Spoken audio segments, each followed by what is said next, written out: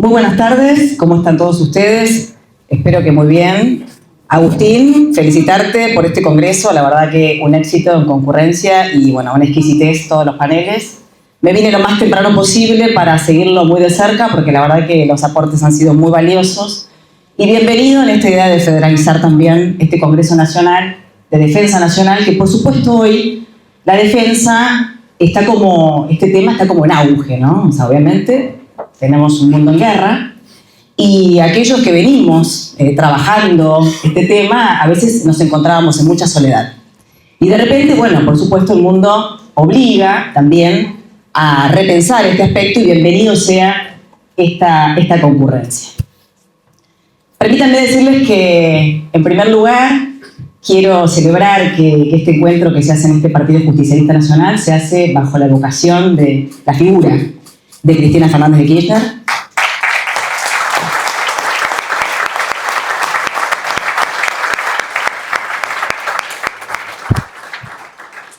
Presidenta de este partido, proscripta, y en este marco, ¿no?, de intervencionismo externo, porque Cristina claramente está injustamente presa por el intervencionismo de Marco Rubio, de Peter Lamelas, vamos a analizar en dónde estamos parados en relación al desarrollo de nuestro sistema de defensa nacional.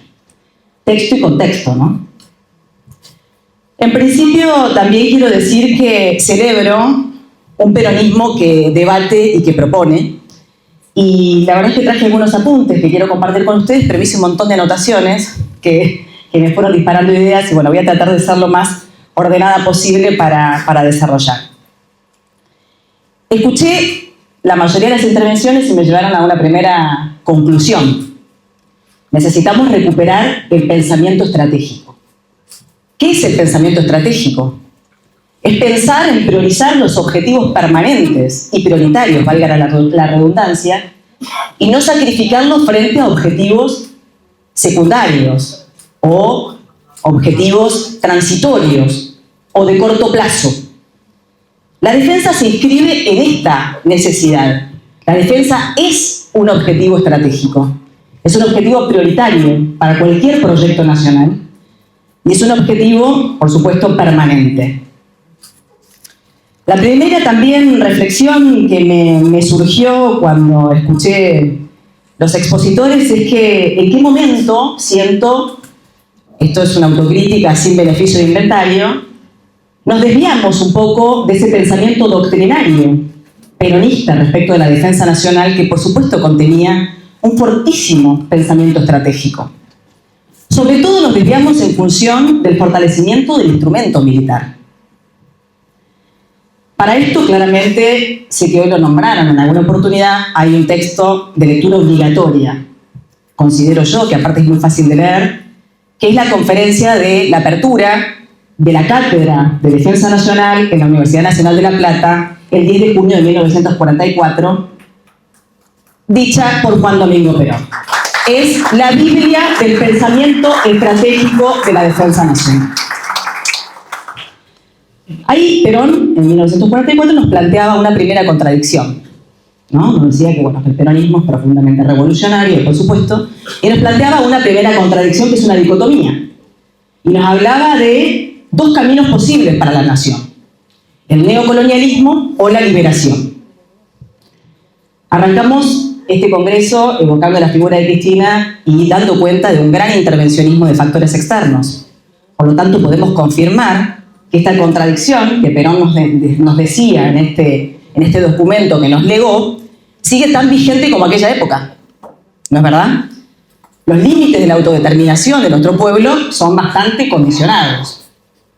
Por lo tanto, creo que este es un presupuesto sobre el que debemos seguir trabajando en actualizar esta doctrina, pero reconociendo que está absolutamente vigente.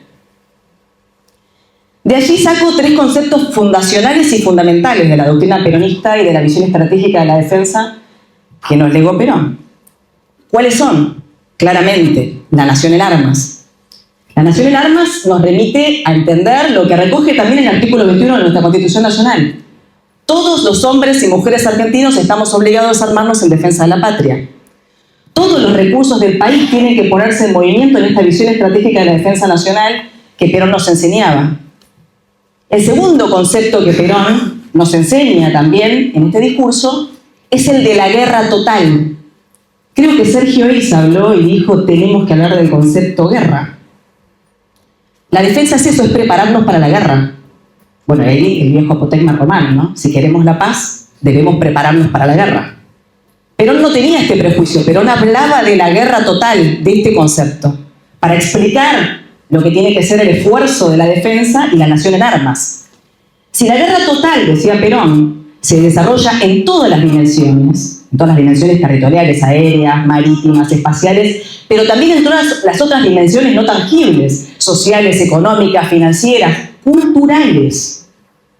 Entonces, el dispositivo de la nación en armas, esa defensa total para contrarrestar esa guerra total, tenía que desarrollarse en todas las dimensiones. Ahí volvemos a la necesidad de reconstruir el pensamiento estratégico.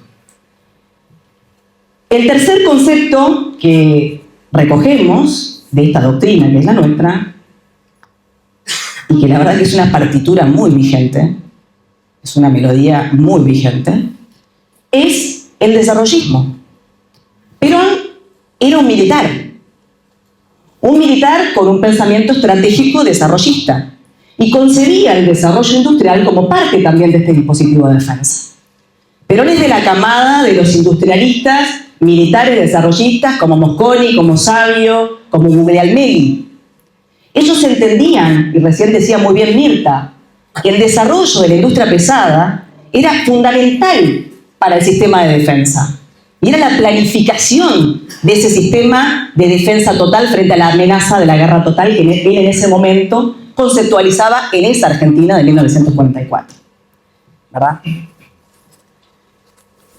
Digo esto también porque, sin ánimo de debatir, pero me parece que es importante retomar esta cuestión de que nosotros estamos en el Partido Justicialista. Perón era un militar.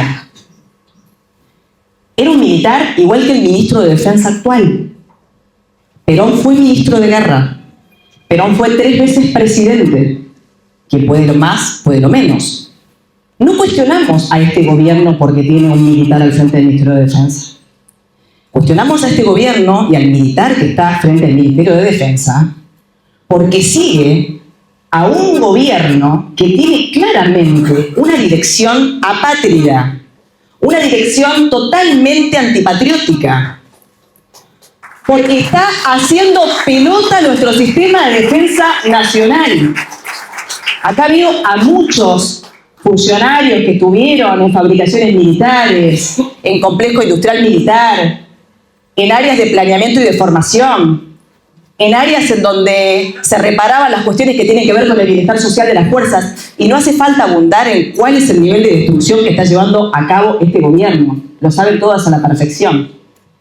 Es por eso que cuestionamos a Presti. No por su condición de militar, con la que tenemos desde este espacio justicialista volver a reconstruir un lazo estrecho y de confianza, porque no hay posibilidades de un proyecto nacional sin un sistema de defensa nacional fuerte, con hombres y mujeres totalmente consustanciados con la causa nacional. Perón desarrolló en esta visión digamos, industrialista el Plan Siderúrgico Nacional, la industria aeronáutica y mecánica del Estado, y hay desde ahí millones de inventos peronistas. Hay un documental que pueden buscarlo en YouTube de Felipe Piña, que es espectacular, que va mostrando con dibujitos muy ilustrativos todo lo que desarrolló el peronismo. Es espectacular, lo recomiendo. Fabricaciones militares, el plan nuclear. El plan nuclear lo desarrolló Perón.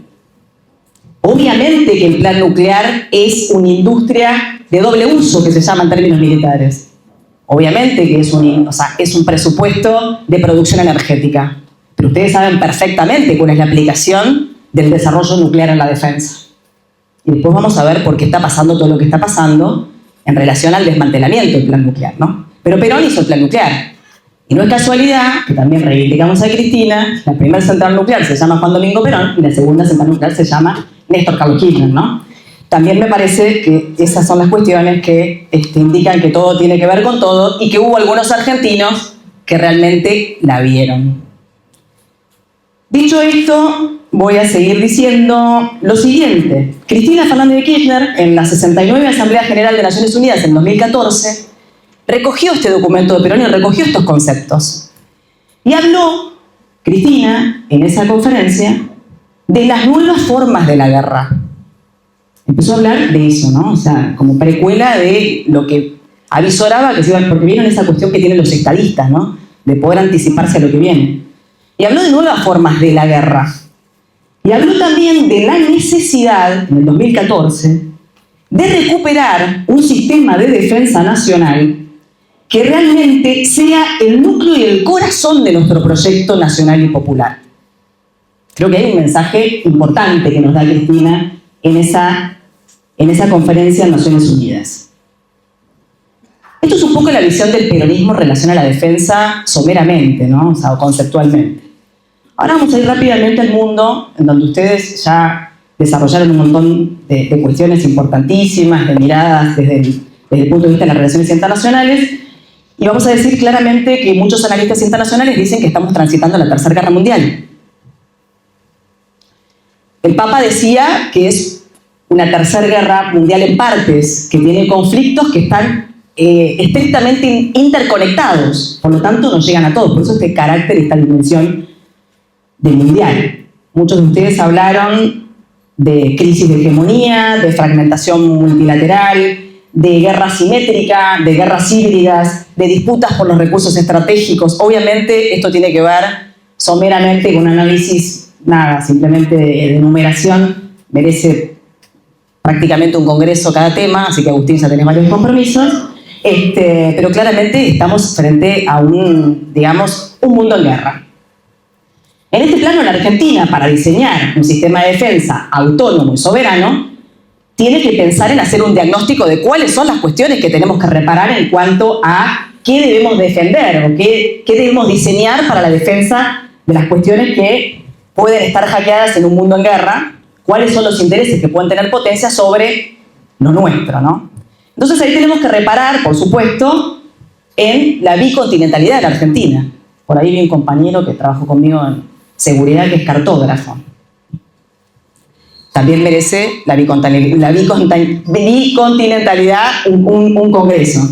Las tensiones en el Atlántico Sur, por supuesto, un lugar en donde tenemos una interconexión oceánica.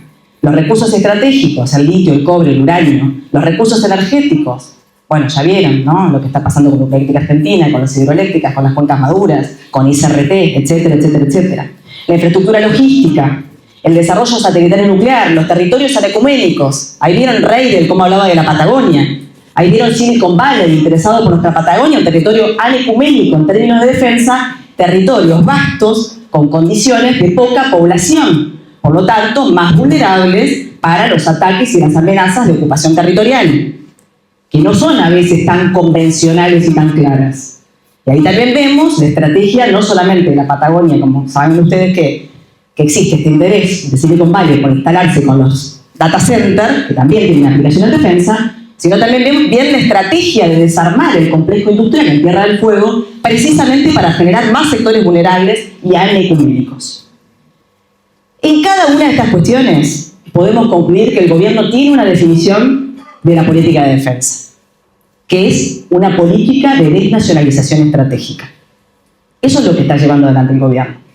Ahí vemos en relación al interés sobre el Atlántico Sur, acá ya se dijo, bueno, la guerra por los dos polos, claramente nosotros tenemos geoestratégicamente ubicada a la Argentina en un lugar de interés por esta cuestión de la interconectividad, y ahí tenemos al gobierno promoviendo la instalación de la base conjunta con Estados Unidos en la puerta del Atlántico Sur en Ushuaia. Vino la Comando Sur, la recibimos el 5 de abril en el marco del día que conmemoramos a nuestros héroes y caídos de Malvinas, hasta con ese mal gusto, y anunciamos la base naval conjunta con Estados Unidos. Ahí tenemos la militarización del Atlántico Sur sin ningún tipo de misión por parte de la Cancillería. Ahí tenemos el ingreso de tropa extranjera, recién hablábamos con Cafiero, que no pasa por ley Maya, no está de moda ya la Constitución. La Constitución ha muerto. El ingreso de tropas a la República Argentina saltea la 25880, saltea la Constitución, saltea todo. Entonces teníamos de repente la semana pasada un montón de aviones sobrevolando en Moreno, una pista de aterrizaje, la segunda más importante del país, y agua va. ¿no? Aguabal, sí, no, lo que pasa es que el Congreso no lo autorizó. No, señores, el Congreso no lo autorizó, no. Yo soy vicepresidenta de la Comisión de Defensa. Germán está ahí conmigo peleando con los molinos de viento. Y la verdad es que nosotros dictaminamos esa propuesta de ejercicios militares, que por supuesto llegaron como con 10 meses de retraso. Y lo cierto es que nunca lo quisieron poner en consideración en el recinto. Hubo cinco sesiones y nunca lo incorporaron en el orden del día. Y esto no es una cosa de vagancia. Tampoco en extraordinarias. Tampoco en extraordinarias. Cuento las extraordinarias, debo aclarar. Diciendo 5, cuento las extraordinarias. Es una cuestión de que quieren flexibilizar las cuestiones relativas a la defensa. Quieren que esto sea un método. Un método. Como está pasando, no sé, con Estados Unidos en relación a las acciones preventivas. Hago esa analogía, pero porque me parece que es esto, ¿no? O sea, es un Estado de derecho flexibilizado en materia de defensa. Aquí y hoy podemos decir que creo que ya se consolidó la concesión por 50 años de la infraestructura crítica más importante del país, ¿no? Creo que hoy se consolidó la licitación de la hidrovía por 50 años, que además de algunas cuestiones que obviamente es una infraestructura crítica que el mundo entero cuida, nos dio cuenta, sobre todo ahora, nos alumbró la importancia de esto, la obturación del estrecho de Hormuz. La vía navegable troncal, tan abstracta para muchos argentinos, que obviamente no digo que esté mal, porque cada uno está sumido en urgencias, porque aparte este gobierno ha sido muy hábil, ¿no?, en inocular el caos para que estas cosas, los trazos gruesos, pasen por arriba. Pero la enseñanza del estrecho de Hormuz, la obturación de un canal de navegación como el estrecho de Hormuz, nos hace decir, pará, ¿esto qué es la hidrovía? Lo mismo, ¿y cómo es? Acá pasa el 80% de todo el comercio y la producción nacional de la Argentina. Y pasa un porcentaje importante de la producción de toda la región. Hay 5 países involucrados. Bueno, el gobierno decidió privatizar por 50 años la hidrovía. Decidió privatizar el complejo nuclear en el artículo 8 de la ley Bases. Todavía no encontró novia en las centrales nucleares, pero decidió privatizarlo. Al mismo tiempo desmanteló el proyecto Karen. Y hoy también nos enteramos que por presiones de Estados Unidos dejamos atrás el proyecto LACIE, que es de enriquecimiento de uranio, porque en la Argentina tenemos una capacidad desarrollada de aplicación a la defensa muy importante, que es la capacidad de enriquecer uranio. Lo hacemos en la provincia de Río Negro, en Pilcanelleu, en medidas o, ¿cómo se dice?, cantidades muestrales, pero tenemos la capacidad y el desarrollo tecnológico para hacerlo, ¿no? Esto hoy fue desalentado por Estados Unidos, que estaba muy preocupado porque Argentina pueda seguir construyendo capacidades, por ejemplo, de enriquecimiento de uranio. Sin prejuicio, que tengo hablado con Sergio Eiza, quiero contarles que hay en este momento una empresa en Argentina que se llama Meitner, que se está ocupando de quedarse con todos nuestros ingenieros nucleares y nuestros físicos. Esto también está pasando a nivel mundial, ¿no? Hay una especie de aglutinamiento de cabezas de físicos y de científicos y de ingenieros nucleares, precisamente para sacarnos esa capacidad, digamos, que amenaza a las potencias que no quieren que ningún país de la periferia tenga estas capacidades desarrolladas.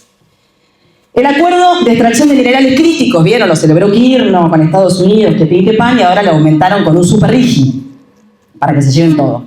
La privatización de Transener, ENARSA, NASA, ICRT, las hidroeléctricas, la derogación de la ley de tierras, hoy cautelada por el CECIM, que por eso no vamos a seguir construyendo más zonas anecuménicas, pero ojo, porque ahora vienen, Germán ya está recontra advertido con la inviolabilidad de la propiedad privada, y ahí nuevamente vienen con la extranjerización de tierras en manos extranjeras. Entonces, ¿por qué no hay Directiva Nacional de Política de Defensa? Lo hablo todo el tiempo con Sergio Eiza, con Luciano Sevini. Claramente porque no pueden revelar sus planes de desmantelar la Argentina, el sistema de defensa nacional, y despatrimonializarnos completamente. Por eso no hay Directiva Nacional de Política de Defensa. Es inconfesable.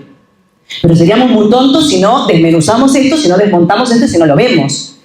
¿No es verdad? En segundo lugar, otro elemento para encaminar un sistema de defensa nacional y soberano, obviamente se habló acá en muchísimas oportunidades, es el presupuesto. El presupuesto es indispensable. El presupuesto hoy oscila entre un 0,5 y un 0,7, es piso histórico. Ni siquiera en la época de Menem hubo ese piso histórico presupuestario para el sistema de defensa nacional. Esto, acá puse una frasecita que me gusta: ahorrar a corto plazo, pero hipotecar nuestra soberanía en el futuro. Me parece que es eso, entender la necesidad de pensar en un presupuesto para la defensa acorde para defender un proyecto nacional. La limitación financiera ha sido una constante y además ahora se agrega el Fondo Monetario Internacional con sus revisiones permanentes que claramente, si aumentamos el gasto en defensa, nos van a decir: no señores, por ahí no se puede. Somos el 8º país más extenso del mundo. Claramente la defensa antiaérea y la capacidad submarina es algo que no tenemos desarrollado. Touché cuando el coronel Granito dijo: tenemos que volver a empezar, ¿no? Cuando habló de las capacidades militares, el coronel dijo: tenemos que volver a empezar. Bueno, la realidad es que ahí pienso que tendríamos que pensar, por ejemplo, en coordinar esfuerzos con vecinos estratégicos en donde tenemos claramente intereses convergentes, por ejemplo, la hidrovía. En este momento, Brasil está en esta empresa de desarrollar ellos mismos, propiamente, el país, la defensa antiaérea. Otro elemento es la no delegación de las capacidades militares. Ahí lo vieron a Petri rogando por entrar como socio global de la OTAN. Increíble, increíble. La Argentina está ubicada al sur del sur y nos morimos por entrar en el Tratado del Atlántico Norte. Bueno, el precio para entrar en el Tratado del Atlántico Norte, OTAN, es entregar las llaves del Atlántico Sur. No tengan ninguna duda. Parte de lo que todos llaman la doctrina Monroe, ¿no? La integración regional, pero nos hablaba, creo que Agustín habló, de latinoamericanismo, de vecinos geográficos, de intereses convergentes, de doctrinas comunes de funcionamiento. Acá hay 3 temas que yo enumeré para tratar con los vecinos geográficos y estratégicos. La vía navegable troncal, somos 5 países dentro del Tratado de la Hidrovía. El litio y los minerales críticos, la Comando Sur dijo, el triángulo del litio es un objetivo de seguridad nacional de los Estados Unidos, Argentina, Chile y Bolivia. Otro, Yacyretá, el 15% de la provisión de la energía eléctrica lo otorga Yacyretá. Hoy estamos complicados con Paraguay en el marco de un problema diplomático grave por culpa de las cuestiones que tienen que ver con la hidrovía y el cobro del peaje con Paraguay. Otra cuestión es la necesidad de pensar en el elemento de desarrollar capacidades en las guerras asimétricas. Lo decía Jorge Bataglino. Obviamente, él decía: no siempre los países con mayor capacidad militar o mayor fuerza militar están en condiciones de ganar. Bueno, no, claramente la experiencia de Irán nos ha demostrado que tienen una gran capacidad de resistencia ante honor, ¿no? Y podemos decir, algunos analistas internacionales lo dicen, que han ganado la guerra ante Estados Unidos con muchísimo menos capacidad militar. Drones prácticamente artesanales. Bueno, entonces, nosotros tenemos como país periférico, vamos a poner, no tenemos una gran capacidad militar desarrollada, apelar a partir de esta ubicación desigual que tenemos en el concepto de guerras asimétricas, ¿qué podemos desarrollar? Lo decía recién Mirta y hablaba de los programas de drones, hablaba de ARSAT, hablaba de INVAP, todas empresas que están enumeradas en las empresas sujetas a privatizar dentro de la ley bases. Por ejemplo, INVAP, que recién muy bien lo decía Mirta, que tiene programa de drones, que con eso Irán logró defender su posición frente a Estados Unidos, ya está convertida en SAU, en sociedad anónima unipersonal. La próxima cuestión que sigue es directamente la privatización. La industria estratégica de doble uso, de esto habla el mundo, no solamente el complejo militar, que obviamente Milei lo está rifando, sino también el doble uso de la industria. Por ejemplo, la nuclear. Por ejemplo, lo que pasó hace unas semanas atrás con FATE. FATE y Cabot, por ejemplo, una empresa que produce neumáticos para transporte de alta carga. Esto es fundamental para la logística, por ejemplo, para la movilización de tropas. Argentina, si FATE se va, queda sin ningún tipo de posibilidad de producción nacional de neumáticos para transporte de carga. Miren qué elemental lo que estoy diciendo. Qué elemental. Esta semana, yo soy de Zárate, ahí pegadito esta campana, cerró Cabot, que era la empresa que le proveía el insumo a FATE, que se llama Negro de Humo. O sea, hay un proceso de desmantelamiento de esta industria de doble uso que claramente tiene aplicación en defensa. Esto está planificado, esto también tiene pensamiento estratégico. Esto tiene pensamiento estratégico. Soberanía satelital y ciberdefensa autónoma. Otra necesidad, operar los satélites. Cristina la vio, puso 2 satélites en órbita, claramente. ¿Qué va a pasar ahora? Probablemente se lo entregan. Antes teníamos el temor que se lo entregaban a Elon Musk. Ahora vino Palantir y parece que se lleva puesto todo. En el medio tenemos un asesor en ciberdefensa del Departamento de Estado de Estados Unidos, Víctor Santiago, trabajando en defensa. En el medio dos hackeos al sistema de software de nuestras Fuerzas Armadas, al Ejército y al proyecto Karen, que no se sabe qué se llevaron. Presenté millones de pedidos de informe y nunca me los contestaron. Adorni no tuvo tiempo de todo eso porque estuvo ocupado en otras refacciones. Así que se imaginan que no hay claridad respecto a estos temas. Bueno, nada, se promueve la dependencia en estos aspectos con memorándum de entendimiento que firma Monteoliva, que firmaba Burrich, memorándum de entendimiento de ciberdefensa, en ciberseguridad, bla, bla, bla, bla. Protección de infraestructura crítica. El mundo entero está cuidando la infraestructura crítica. De hecho, los blancos en las guerras, en los conflictos que estamos viendo, son de infraestructura crítica. Son, por ejemplo, las centrales nucleares de Irán, son los gasoductos de Nord Stream, son las hidroeléctricas, son las desalinizadoras. ¿Qué entienden? O sea, acá está el concepto de, obviamente, entender que, bueno, la nación en armas es una realidad, ¿no? Y ahí estamos nosotros, precisamente vendiendo todos esos activos y diciendo que con el 10% de los producidos de esos activos vamos a fortalecer las Fuerzas Armadas. El mayor oxímoron de la historia de la defensa del mundo. Vamos a desarmar los activos estratégicos para fortalecer las Fuerzas Armadas que en realidad tienen razón de ser para cuidar los activos estratégicos. Una cosa de locos, inentendible. Resiliencia civil y militar.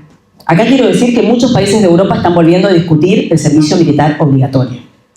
Yo sé que es muy incómodo discutir esto, para muchos, porque la limitación cultural también a veces constituye una debilidad para desarrollar este tipo de políticas. Pero yo creo que sin rodeos debemos darnos esta discusión.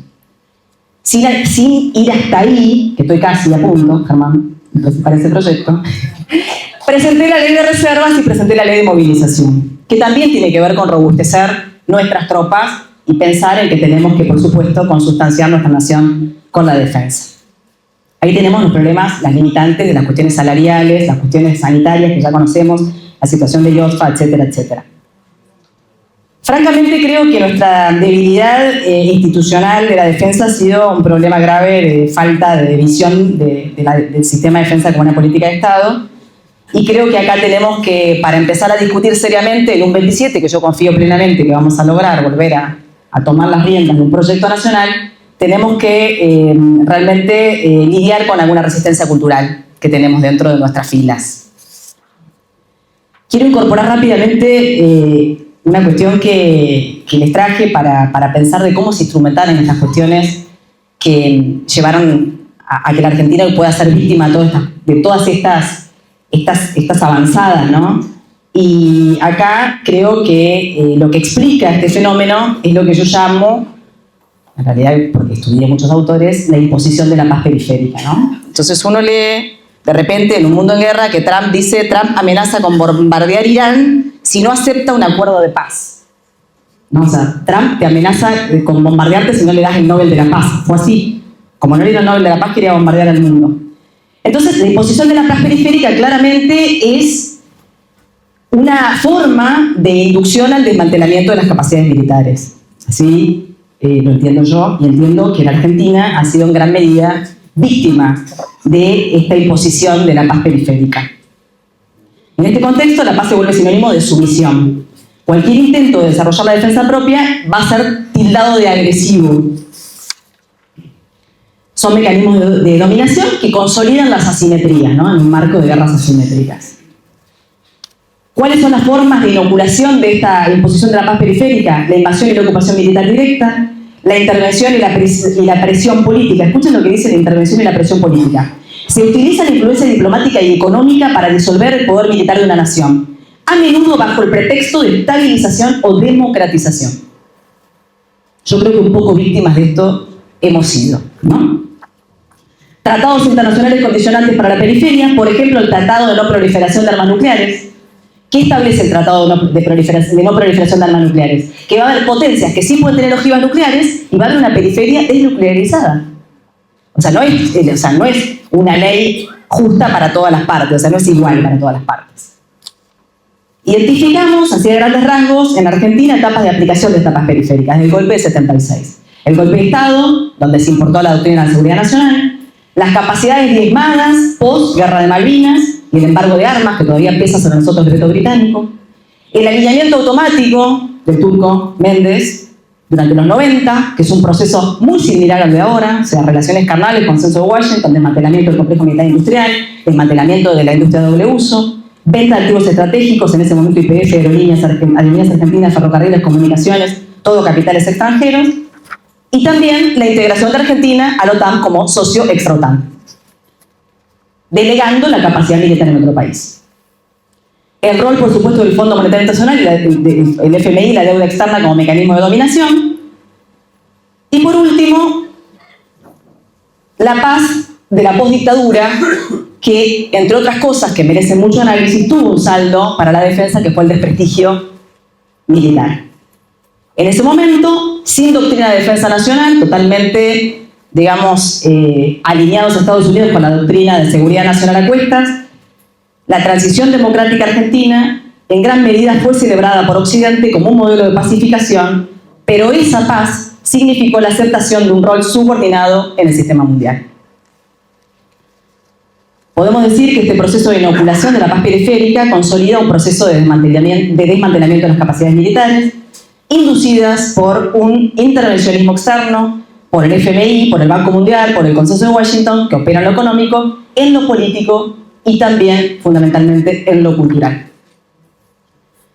Por último, les quiero contar someramente algunas propuestas legislativas que yo vengo trabajando, que intentan precisamente construir debate. Poner mojones para ir hacia ese sistema de defensa autónoma y soberana. En primer lugar, presenté una reforma a la Ley de Defensa Nacional, a la 23.554, en donde, concibiendo que estamos en un mundo en guerra y tomando el discurso 2014 de Cristina, que hay nuevas formas de guerra, entiendo que hay que actualizar algunos conceptos. Incorporando formas de agresión externa contempladas por Naciones Unidas, y en este caso incluyendo ataques realizados por organizaciones militares no estatales, que no pueden ser conjurados, por supuesto, por las policías y las fuerzas de seguridad. Y también integrando en el concepto de la intervención de las Fuerzas Armadas en la protección de la infraestructura crítica. Presenté un proyecto para aumentar el presupuesto de defensa. En tiempos de paz, con un mínimo de 2% en tiempos de paz, de 1,5 a 2%, y que se vaya, digamos, llevando a ese punto progresivamente, anualmente, con un 0,3%. Esto sería más o menos en 4 años. Esto es establecer a la política de defensa como una política de Estado. No hay posibilidades de pensar en un desarrollo de una defensa soberana y autónoma sin presupuesto. Sobre los ejercicios militares, presenté un proyecto para que en la República Argentina no haya posibilidad de ingreso de tropa extranjera de países que no reconozcan nuestra soberanía sobre las Islas Malvinas. Nosotros no podemos hacer ejercicios de interoperabilidad con países que no reconocen nuestra soberanía en nuestro propio territorio. Si no, estaríamos abriendo la puerta a otras fuerzas de otros países para hacer, por ejemplo, inteligencia estratégica militar. Es importantísimo que avancemos en esta idea. Por eso decíamos que la semana pasada teníamos el DAGA y el PASEX en la zona económica exclusiva, haciendo inteligencia militar en la Argentina, Estados Unidos, que supuestamente algunos quieren vender el espejismo que ahora con Estados Unidos vamos a recuperar las Malvinas. Ojo al piojo con eso, porque me parece que la mano viene bien distinta. Presenté un proyecto para establecer el carácter de infraestructura crítica de la vía navegable troncal, y que por supuesto en ese caso sea inenajenable. Bueno, no llegué, la acaban de volver a privatizar en manos de Jean Denul, se metieron los hermanos Neus, ahí es un gol Caputo en media cancha. Así que bueno, lo mismo para la vía navegable troncal, el canal Magdalena, las centrales nucleares, y la verdad es que estoy convencida de que tenemos que trabajar en el Congreso Nacional para construir una ley de protección de la infraestructura crítica nacional. Hice un proyecto de reservas, por esta cuestión, ¿no? Necesitamos, si queremos la paz, necesitamos prepararnos para la guerra. E hice un proyecto que considero muy importante también, Guillermo, que es poder desde el Congreso pelear para desechar de una vez y para siempre el Acuerdo 1 y 2 de Madrid y el Acuerdo Montino-Lamy, que confirma este sentido de consolidar la ocupación británica sobre nuestro territorio.